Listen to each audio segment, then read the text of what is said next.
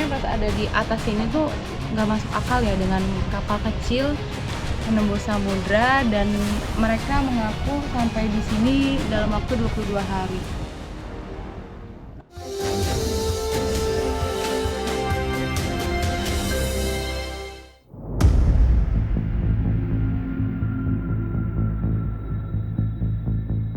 Isu kemanusiaan seolah tak henti jadi pembahasan di tanah air, termasuk tentang para pengungsi dari luar negeri yang berdatangan ke Pulau Sumatera.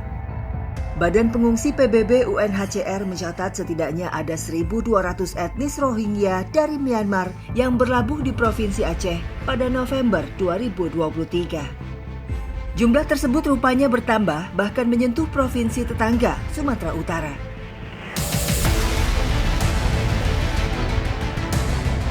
Tim Indonesiaku kali ini menelusuri salah satu lokasi sebaran pengungsi etnis Rohingya di Indonesia.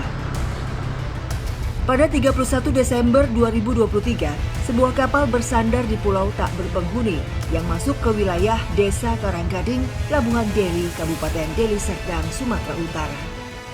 Sekarang kami sedang di jalan menuju ke pelabuhan yang ada di Kampung Tengah. Dari situ baru akan menyeberang menggunakan perahu ke pulau yang dihuni oleh para imigran suku Rohingya.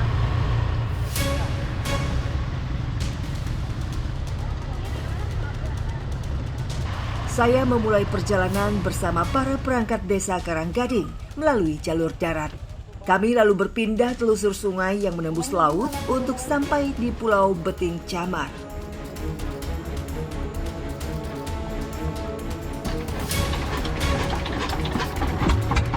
Kami menaiki perahu terbuka dan masih harus menempuh waktu sekitar 1 jam untuk dapat tiba di pulau kosong yang kini diisi oleh etnis Rohingya.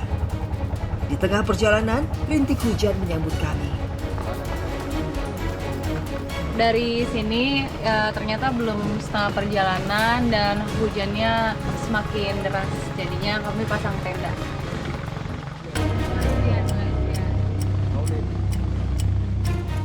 Datangnya pengungsi Rohingya merupakan pengalaman pertama bagi warga dan pemerintah desa Karanggading.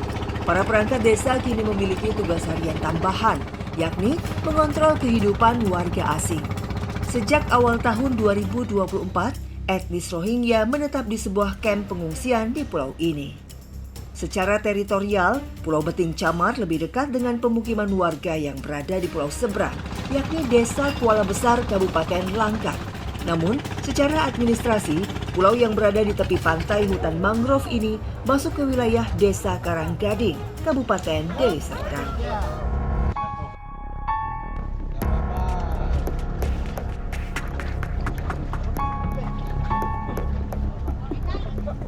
Inilah potret keseharian mereka selama berada di Pulau Beting Camar. Para pengungsi yang total jumlahnya mencapai 157 orang ini hidup darurat dengan minimnya segala fasilitas. Sumber listrik hanya dinyalakan pada malam hari. Ponsel milik mereka tidak boleh dicas hingga minimnya air bersih. Saat turun hujan, kondisi kamp pengungsian seperti ini tentu bukan tempat yang nyaman, utamanya bagi anak-anak.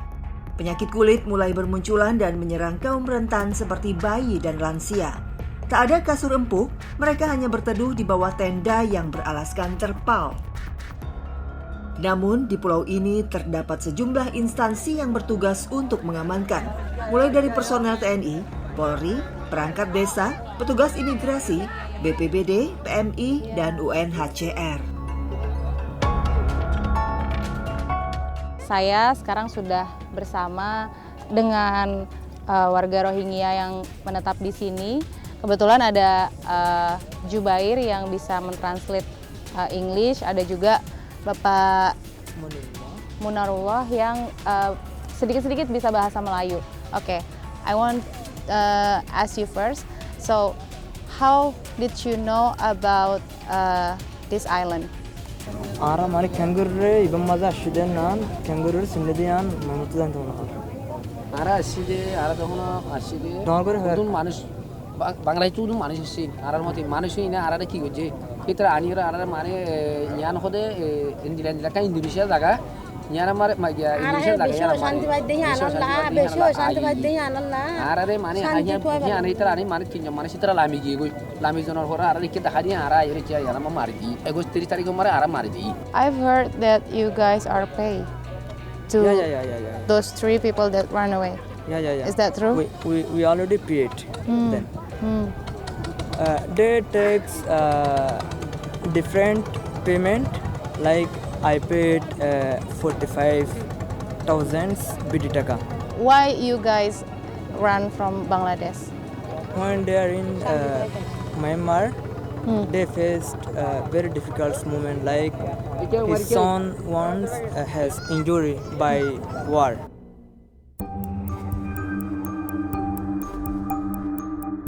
Para pengungsi Rohingya mengaku kabur dari negaranya dengan dibawa oleh rekan mereka. Namun, di tengah perjalanan, ketiga orang agen termasuk kapten kapal kabur dengan membawa uang mereka. Iya, para pengungsi harus membayar untuk menaiki kapal mulai dari 45.000 hingga 60.000 taka per kepala atau setara 6.500.000 sampai 8.600.000 rupiah. Para pengungsi etnis Rohingya ini sebetulnya hanya menginginkan pertolongan karena konflik di negara mereka yang tak kunjung usai. Banyak anak-anak yang sudah menjadi korban, seperti yang dialami Muhammad Omar. Bocah berusia 15 tahun ini kakinya tak lagi sempurna karena terkena ledakan bom. Kedatangan para pengungsi ini mulanya hanya berstatus sementara yang ditargetkan tinggal selama 14 hari. Pemerintah daerah menitipkan pengungsi kepada pemerintah desa Karanggading. Namun hingga hari ini, tak ada kejelasan akan kelanjutan status para pengungsi suku Rohingya. Para pengungsi mengaku telah menempuh waktu selama 23 hari untuk bisa masuk ke wilayah perairan Indonesia. Dilihat dari ukurannya, kapal ini terasa amat padat jika dinaiki lebih dari 150 orang. Kini kapal milik para pengungsi Rohingya terbengkalai di tepi pantai sebab sulit berfungsi kembali.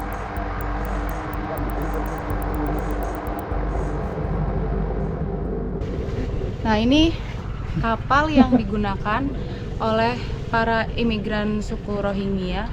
Tapi rasa-rasanya pas ada di atas sini tuh nggak masuk akal ya, dengan kapal kecil menembus samudra, dan mereka mengaku sampai di sini dalam waktu 22 hari.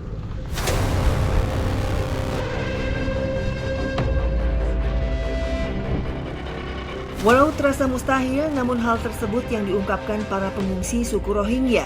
Tak ada kendaraan lain yang cukup menjadi bukti selain sebuah kapal kayu yang membuat mereka bersandar di sini.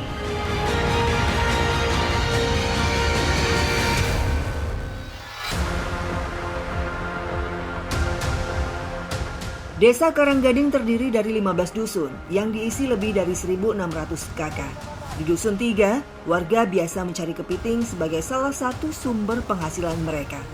Saya bersama ibu-ibu di sini hendak memasang umpan sebelum menaruh dan mengambil jaring di perairan. Nah, sekarang umpannya tuh udah ada di dalam perangkapnya gini. Umpannya pakai lokan. Terus sekarang mau kita pasang ke dalam bubu.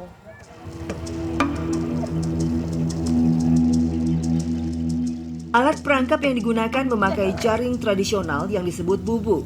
Kini, kami menaiki perahu kecil untuk menuju sejumlah titik di pinggir perairan mangrove.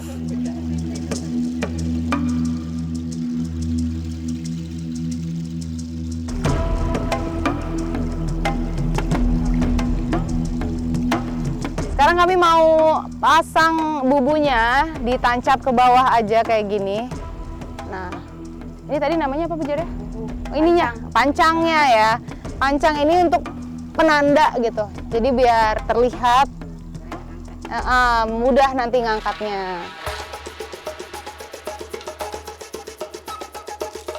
Kayu panjang atau pancang ditancapkan sebagai penopang perangkap kepiting. Kami kemudian bergeser ke titik lain untuk mengambil jaring perangkap. Aktivitas seperti ini dilakoni oleh Ibu Fatma dan kawan-kawannya setiap hari. Oh, keras juga Bu. Wow. Ini dapat kepiting. Oh, jangan. Oh gitu, oke. Jadi ini dapat kepiting setelah mungkin 1 hari ya, Bu Jariah ya, dipasang bubunya, dapat kepitingnya sebesar-besar ini. Dan bubu yang dipasang itu berjarak antara satu dengan yang lainnya. Jadi ini kita mau ambil beberapa lagi yang ada di sebelah sana. Ibu udah berapa lama tinggal di sini, Bu? Sini? Iya. Nggak kurang 10 tahun. Ibu tahu nggak sih kalau di sini ada pengungsi Rohingya ini?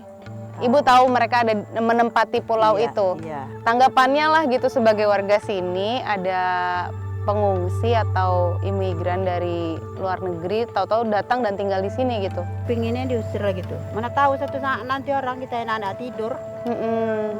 Kan kita tak tahu orang tuh.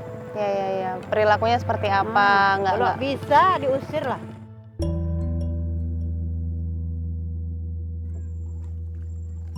Di musim penghujan, warga Dusun 3 mengalami penyusutan pendapatan. Sebab kadar air berubah menjadi tawar akibat terkontaminasi air hujan. Hal itu memiliki dampak terhadap menurunnya jumlah tangkapan hewan laut seperti kepiting. Kesulitan yang dialami penduduk nelayan Desa Keranggading kini ditambah dengan rasa takut karena kedatangan warga asing. Mereka mengkhawatirkan perilaku para pengungsi yang sewaktu-waktu bisa menyimpang.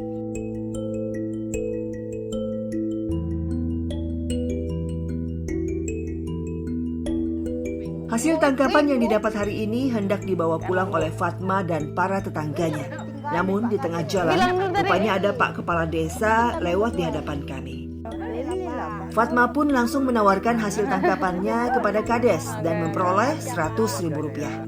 Angka tersebut didapat dari hasil negosiasi aji mumpung terhadap Kades mereka. Nah, Ibu aja. Sebab biasanya harga jual kepiting dari nelayan di sini hanya diberi harga rendah, yakni Rp25.000 per kilogram. Nah, makasih. Pak, jadi sebetulnya apa yang benar-benar diinginkan oleh masyarakat sini sih Pak? Terutama mungkin untuk terkait itu ya, adanya pengungsi gitu dari bahkan negara yang cukup jauh dari kita.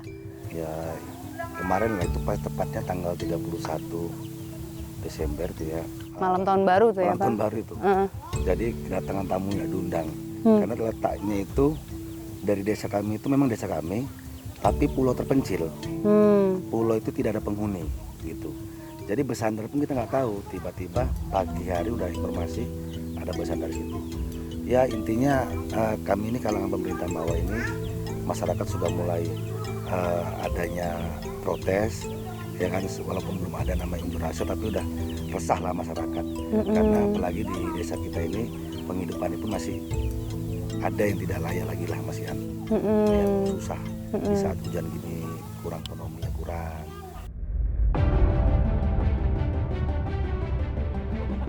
Inilah potret yang terjadi tentang hidup berdampingan dengan para pengungsi. Masyarakat pribumi belum mendapat tingkat kesejahteraan yang mumpuni. Namun kini hadir juga warga luar negeri yang mengungsi dengan kondisi kurang manusiawi. Hal ini seharusnya menuai solusi dari pemerintah melalui jalur diplomasi guna berakhir baik untuk kedua belah pihak.